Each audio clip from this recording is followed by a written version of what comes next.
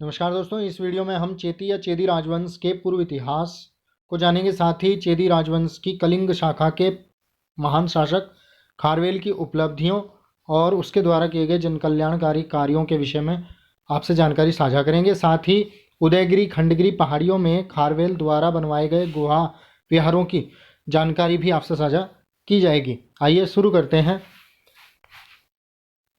चेदी भारत की एक अत्यंत प्राचीन जाति थी।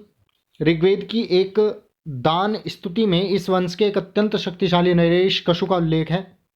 ऋग्वेद काल में चेदी वंश के लोग संभवतः यमुना और विंध्यांचल पर्वत के बीच में बसे हुए थे। 6ठी सदी ईसा पूर्व में चेदी महाजनपद विद्यमान था, जो 16 महाजनपद थे उनमें से ये एक जनपद था, जिसमें संभवतः आधुनिक बुंदेलखंड और उसके समीपवर्ती प्रदेश शामिल थे। यानी कि ये क्षेत्र जो था यमुना और विंध्यांचल पर्वत के बीच का क्षेत्र था। एक अन्य स्थान नेपाल में भी चेदी लोगों के बसने के प्रमाण मिलते हैं। चैत्य जातक में इसकी राजधानी सोथिवती बताई गई है। महाभारत के समय कृष्ण का प्रतिद्वंदी शिशुपाल चेदी शासक था और इसकी राजधानी शुक्तिमती महाभारत में बताई गई है। महाभारत के युद्ध में चेदी जो थे वो पांडवों के पक्ष से लड़े थे। 4वीं-5वीं सदी में विशाखदत्त द्वारा रचित प्रसिद्ध ऐतिहासिक संस्कृत नाटक मुद्रा राक्षस में मलय केतु नामक राजा की सेना में खश, मगध, यवन, शक, हुण इन सभी के साथ साथ चेदी लोग भी शामिल थे। उड़ीसा प्रांत के पुरी जिले में उदयगिरी खंडगिरी की पहाड़ियाँ स्थित हैं, जिनमें प्राचीन जैन गुफाएं खोदी गई हैं। इन्हीं में से एक का नाम है हाथी गुम्फा। हाथी गुम्फा में 17 पंक्तियों में एक लेख खुदा हुआ है। इसकी भाषा प्राकृत और लिपि ब्राह्मी है। इस लेख में कोई तिथि नहीं दी गई है। लिपि शास्त्र के आधार पर इसे ईसा पूर्व 1ली शताब्दी का माना जाता है और इसके रचयिता का भी नाम ज्ञात नहीं है। सर्वप्रथम इस लेख की खोज 1825 ईस्वी में बिशप स्टर्लिंग ने की थी। इसके बाद इसका प्रथम वाचन प्रिंसेप ने तथा द्वितीय वाचन राजेंद्र लाल मित्र ने किया, लेकिन ये दोनों ही वाचन शुद्ध नहीं थे। 1877 में जनरल कनिंघम तथा 1885 में भगवान लाल इंद्र जी द्वारा इनका शुद्ध पाठ किया गया इस लेख का, जिनमें राजा का नाम खारवेल सही ढंग से पढ़ा गया। इसमें खारवेल के बचपन, शिक्षा, राज्याभिषेक तथा राजा होने के बाद यानी कि राजा बनने के बाद के जो 13 वर्ष का शासनकाल था तब तक की घटनाएं इसमें क्रमबद्ध रूप से वर्णित की गई हैं। हाथी गुम्फा अभिलेख खारवेल के राज्यकाल का इतिहास जानने का एकमात्र स्रोत है, लेकिन इसमें खारवेल की उत्पत्ति और वंश पर कोई प्रकाश नहीं डाला गया है। कलिंग के चेदी राजवंश का संस्थापक महामेघवाहन नामक व्यक्ति था और इसलिए इस वंश को, चेदी वंश को, जो कलिंग शाखा थी चेदी वंश की, इसे महामेघवाहन वंश भी कहा जाता है। इस वंश का सर्वाधिक शक्तिशाली राजा खारवेल था। खारवेल प्राचीन भारतीय इतिहास के महानतम सम्राटों में से एक है। उसे कलिंग का तीसरा शासक बताया गया है और महामेघवाहन इसका पितामह था संभवतः, लेकिन इनके बीच में कोई संबंध नहीं बताया गया। लेकिन ज़्यादातर इतिहासकार इस मत से सहमत हैं कि महामेघवाहन जो था इसका, खारवेल का पितामह था, दादाजी थे।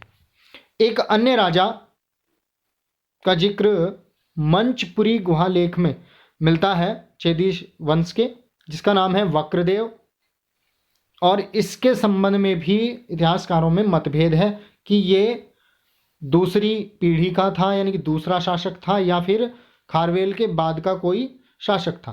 तो संबंध यहाँ भी स्पष्ट नहीं है, लेकिन यह है कि वक्रदेव नाम के चेदी शासक का उल्लेख जो है मंचपुरी गुहा अभिलेख में हुआ है। 15 वर्ष की आयु में खारवेल को युवराज बनाया गया तथा युवराज के रूप में उसने 9 वर्षों तक प्रशासनिक कार्यों में भाग लिया। 24 वर्ष की आयु में उसका राज्याभिषेक किया गया और वह राजा बना। ये जो भी जानकारी हम खारवेल के विषय में यहाँ पढ़ रहे हैं, ये हाथी गुम्फा अभिलेख में जो 17 पंक्तियां थी उन्हीं के आधार पर ये जानकारी आपसे साझा की जा रही है। उसका विवाह ललक हत्ती सिंह नामक एक राजा की कन्या से हुआ था, जो उसकी प्रधान महिषी बन गई थी। राजा होने के पश्चात प्रथम वर्ष उसने 35 लाख मुद्राएं व्यय करके अपनी राजधानी कलिंग नगर में निर्माण कार्य करवाए थे। उसने तोरणों तथा प्राचीरों की मरम्मत करवाई थी, जो कि तूफान से ध्वस्त हो गए थे, नष्ट हो गए थे, और शीतल जल से युक्त तालाबों का भी निर्माण उसने करवाया था। अपने शासनकाल के दूसरे वर्ष खारवेल ने सातकर्णी प्रथम की शक्ति की उपेक्षा करते हुए एक विशाल सेना पश्चिम की ओर भेजी थी, और यह सेना कणवेना नदी वेनगंगा तक आगे बढ़ी और गोदावरी घाटी में स्थित असिक या अश्मक प्रांत की राजधानी मुसिक नगर में उसने आतंक फैला दिया। अश्मक जो प्रांत था सातकर्णी प्रथम के प्रभाव में था। संभवतः यह खारवेल का धावा मात्र था, जिसे सातकर्णी प्रथम ने सफलतापूर्वक टाल दिया था, और संभवतः इसी सफलता के उपलक्ष्य में सातकर्णी प्रथम ने अश्वमेध यज्ञ भी किया हो। कुछ इतिहासकारों का ऐसा मानना है। इस प्रकार खारवेल को प्रथम सैन्य अभियान में कोई विशेष सफलता प्राप्त नहीं हुई थी। राज्यारोहण के तीसरे वर्ष खारवेल ने अपनी राजधानी में भारी उत्सव मनाया और इसमें विभिन्न प्रकार के कार्यक्रम आयोजित किए गए थे। राज्याभिषेक के चौथे वर्ष खारवेल ने बरार के भोजकों तथा पूर्वी खानदेश और अहमदनगर के रठियों को परास्त किया। रठियों और भोजकों का उल्लेख अशोक के लेखों में भी मिलता है, और ये दोनों ही मौर्यों की अधीनता स्वीकार करते थे। सातवाहन वंशी शासकों के साथ उनके मैत्रीपूर्ण संबंध थे, खासकर रठियों के साथ में। सातकर्णी प्रथम की पत्नी नागनिका महारठी वंशीय कन्या थी। नागनिका के जो पिता थे वो महारठी सरदार थे। इस प्रकार खारवेल द्वारा उन्हें पराजित किया जाना निश्चित रूप से एक महत्वपूर्ण उपलब्धि थी खारवेल की। अपने शासनकाल के 5वें वर्ष में वह नंदराज द्वारा खुदवाई गई नहर को तनसुली मार्ग से राजधानी ले यानी कलिंग नगर लेकर के आया था, यानी कि उसकी लंबाई उसने बढ़वा दी थी। छठे वर्ष में 1 लाख मुद्रा व्यय करके खारवेल ने अपनी प्रजा को सुखी रखने के लिए अनेक प्रयास किए, और उसने ग्रामीण व शहरी जनता के कर भी माफ कर दिए थे। उसके राज्यारोहण के 7वें वर्ष का विवरण संदिग्ध है, सही से पढ़ा नहीं गया है। अपने अभिषेक के 8वें वर्ष में खारवेल ने उत्तर भारत में सैनिक अभियान किया। उसकी सेना ने गोरखगिरी यानी कि बराबर की पहाड़ियों को पार करके मार्ग में दुर्गों को ध्वस्त करते हुए यवन राज्य पर आक्रमण किया। उसकी सेना के डर से यवनराज दिमिति की सेना आतंकित हो गई, डर गई, और यवनराज दिमिति मथुरा भाग गया। लेकिन यवन शासक दमिति की पहचान सुनिश्चित नहीं है, यानी कि ये नहीं कहा जा सकता कि ये दिमित्रियस प्रथम है कि द्वितीय या कोई अन्य यवन राजा है। 9वें वर्ष में अश्व, गज, रथ, भवन और शालाएं खारवेल ने दान में दिए, और इन सबको ग्रहण कराने के लिए ब्राह्मणों को जय परिहार अर्थात विजय प्राप्ति के उपलक्ष्य में कर मुक्त जागीरें दी गई। 9वें वर्ष में ही उसने अपनी उत्तर भारत की विजय के उपलक्ष्य में 38 लाख मुद्रा व्यय करके प्राचीन नगर के दोनों किनारों पर यानी कि कलिंग नगर के दोनों किनारों पर महाविजय प्रासाद यानी कि 2 महल बनवाए थे उसने। 10वें वर्ष उसने पुनः भारतवर्ष यानी गंगा घाटी पर आक्रमण किया, परंतु कोई विशेष सफलता नहीं मिली थी इसमें उसे। 11वें वर्ष में खारवेल ने दक्षिण भारत की ओर ध्यान दिया। उसकी सेना ने पिथुंड नगर जो कि मद्रास के निकट था उसको ध्वस्त कर दिया, और आगे दक्षिण की ओर जाकर के खारवेल के विरुद्ध में तमिल राजाओं ने जो संघ बनाया था उसको उसने नष्ट कर दिया, उनको हराया। इस नगर की पहचान जो ये पिथुंड है, इसकी पहचान मूसलीपट्टम के निकट स्थित पिटुंड्र नामक स्थान से की जाती है, जिसका उल्लेख टॉलमी ने किया है विश्व के भूगोल में। इनकी किताब का नाम है। 12वें वर्ष खारवेल ने 2 सैन्य अभियान किए, एक उत्तर भारत में व दूसरा दक्षिण भारत में। सर्वप्रथम उसने उत्तर भारत में मगध नरेश बृहस्पति मित्र को पराजित किया। इसी आधार पर डॉक्टर जायसवाल जो हैं वो बृहस्पति मित्र का संबंध पुष्यमित्र शुंग के रूप में करते हैं, यानी कि इसकी पहचान वो पुष्यमित्र शुंग के रूप में करते हैं और वो बताते हैं कि 165 ईसा पूर्व में पुष्यमित्र शुंग को खारवेल ने हरा दिया था। लेकिन अधिकतर जो इतिहासकार हैं वो खारवेल का जो शासनकाल है वो प्रथम शताब्दी ईस्वी में मानते हैं, न कि दूसरी शताब्दी ईस्वी में। और इसी प्रकार से सातवाहन वंश के जो राजा हैं उनके भी शासनकाल में बहुत ज़्यादा गड़बड़ी है, बहुत ज़्यादा मतभेद है इतिहासकारों के बीच में। आगे बढ़ते हैं। खारवेल अपार लूट की संपत्ति तथा कलिंग की जिन प्रतिमा, जिसे 3 शताब्दियों पूर्व नंद शासक संभवतः महापदनंद द्वारा मगध ले जाया गया था, को वापस राजधानी में ले आया जाता है उसके द्वारा, खारवेल के द्वारा। जिन प्रतिमा या अग्रजिन प्रतिमा का संबंध जो है इतिहासकार ऋषभदेव से लगाते हैं कि ये ऋषभदेव की प्रतिमा थी, जो कि प्रथम जैन तीर्थकर थे। इस धन की सहायता से उसने सुंदर मीनारों से सुसज्जित एक भव्य मंदिर का निर्माण करवाया और यह मंदिर भुवनेश्वर में बनवाया गया था। इसकी पुष्टि ब्रह्मांड पुराण की उड़िया पांडुलिपि से होती है। उसका एक संदर्भ है जिसमें खारवेल को भुवनेश्वर में एक मंदिर बनवाने का श्रेय दिया गया है। उत्तरी अभियान के उपरांत खारवेल ने 12वें वर्ष ही दक्षिण की ओर पुनः एक अभियान किया। 12वें वर्ष उसी वर्ष दक्षिण की ओर पुनः एक अभियान किया। उसमें जल और थन दोनों ही मार्गों से पांड्यों की राजधानी पर धावा बोला और ये अभियान पूरी तरह से सफल रहा था। पांड्य नरेश ने खारवेल की अधीनता स्वीकार कर ली और उसे बहुत सारे रत्न और मणियां उपहार में दी।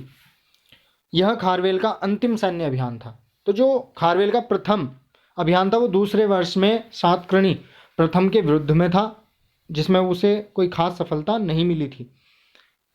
और अंतिम जो सैन्य अभियान था वो पांड्यों के विरुद्ध था, जिसमें उसे पूर्ण रूप से सफलता मिली थी।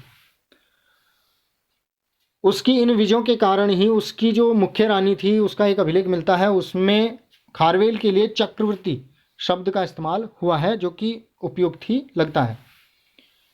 अपने शासन के 13वें वर्ष में खारवेल ने उड़ीसा में भुवनेश्वर के समीप स्थित कुमारी पहाड़ी अर्थात उदयगिरी खंडगिरी की पहाड़ियों पर जैन भिक्षुओं के निवास के लिए गुहा विहारों का निर्माण करवाया था।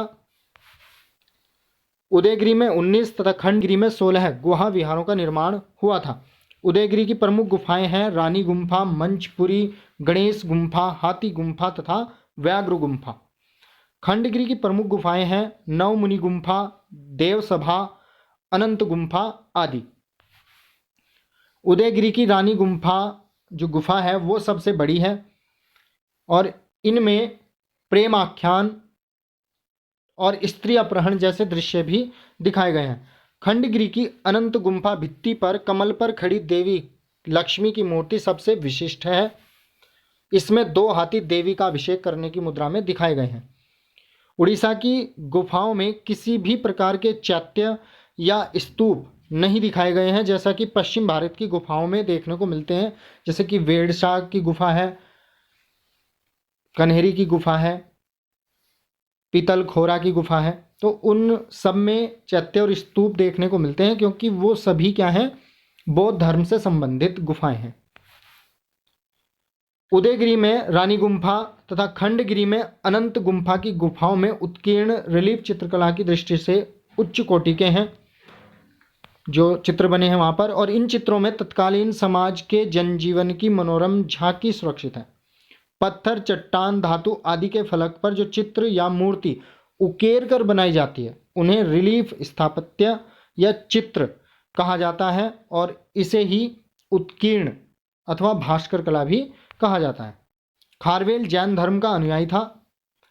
उसने जैन साधुओं को संरक्षण प्रदान किया, उनके निर्वाह के लिए बहुत सा दान दिया और उनके लिए आरामदायक निवास स्थान भी बनवाए थे। हाथी गुम्फा लेक का उद्देश्य उदयगिरि पहाड़ी पर बनवाए गए ऐसे ही भिक्षु आवासों का विवरण सुरक्षित रखना था।